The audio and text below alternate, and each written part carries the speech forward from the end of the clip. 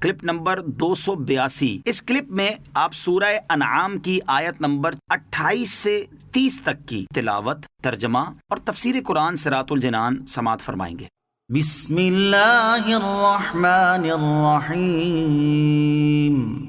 ترجمہ: اللہ کے نام سے شروع جو نہایت مہربان رحمت والا ہے۔ بل بدا لهم ما كانوا يخفون من قبل ولو ردوا لعادوا لما نهوا عنه وإنهم لكاذبون۔ ترجمہ: بلکہ پہلے جو یہ چھپا رہے تھے وہ ان پر کھل گیا ہے، اور اگر انہیں لوٹا دیا جائے تو پھر وہی کریں گے جس سے انہیں منع کیا گیا تھا، اور بے شک یہ ضرور جھوٹے ہیں۔ بل بدا لهم، بلکہ ان پر ظاہر ہو گیا، جیسا کہ اوپر اسی رکوع میں مذکور ہو چکا کہ مشرکین سے جب فرمایا جائے گا کہ تمہارے شریک کہاں ہیں تو وہ اپنے کفر کو چھپا جائیں گے، اور اللہ عز و جل کی قسم کھا کر کہیں گے کہ ہم مشرک نہ تھے۔ اس آیت میں بتایا گیا کہ پھر جب انہیں ظاہر ہو جائے گا جو وہ چھپاتے تھے، یعنی ان کا کفر اس طرح ظاہر ہوگا کہ ان کے اعضاء و جوارح ان کے کفر و شرک کی گواہیاں دیں گے، تب وہ دنیا میں واپس جانے کی تمنا کریں گے۔ اسی کا فرمایا جا رہا ہے کہ کافر اگرچہ دنیا میں لوٹائے جانے اور ایمان لانے کی تمنا ظاہر کر رہے ہیں، لیکن ان کے ایمان لانے کی تمنا سچی نہیں، بلکہ اصل بات یہ ہے کہ پہلے جو یہ اپنا مشرک ہونا چھپا رہے تھے وہ ان پر کھل گیا ہے، اور اگر انہیں دنیا میں لوٹا دیا جائے تو پھر وہی کریں جس سے انہیں منع کیا گیا تھا، اور بے شک یہ ضرور جھوٹے ہیں۔ وقالوا ان هي الا حياتنا الدنيا وما نحن بمبعوثين ولو ترى اذ وقفوا على ربهم قال اليس هذا بالحق قالوا بلى وربنا قال فذوقوا العذاب بما كنتم تكفرون۔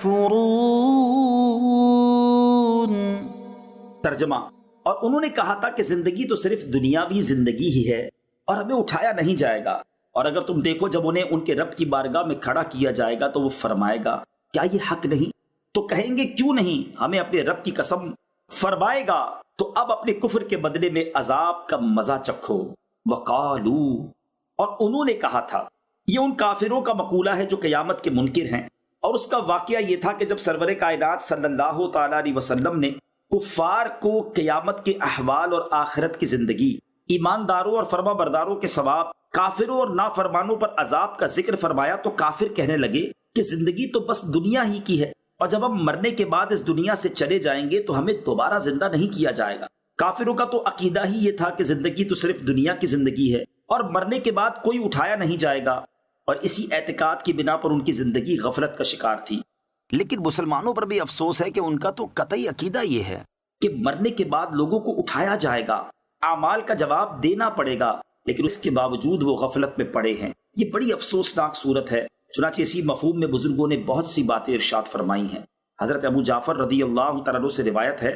حضور اقدس صلی اللہ تعالیٰ علیہ وسلم نے ارشاد فرمایا، اس شخص پر بڑی حیرت ہے جو ہمیشگی کے گھر جنت کی تصدیق تو کرتا ہے لیکن کوشش دھوکے کے گھر دنیا کو پانے اور اسے سنوارنے کے لیے کرتا ہے۔ امام غزالی رحمۃ اللہ تعالیٰ علیہ فرماتے ہیں، ایک بزرگ نے فرمایا، اس شخص پر تعجب ہے جو احسان کرنے والے کی معرفت کے بعد اس کی نافرمانی کرتا ہے، اور شیطان لعین کی سرکشی کو جاننے کے بعد اس کی اطاعت کرتا ہے۔ حضرت فضیل رحمۃ اللہ تعالیٰ علیہ فرماتے ہیں، مجھے اس شخص پر تعجب نہیں ہوتا جو عمارت بنا کر چھوڑ جاتا ہے، بلکہ اس پر تعجب ہوتا ہے جو اس عمارت کو دیکھ کر عبرت حاصل نہیں کرتا۔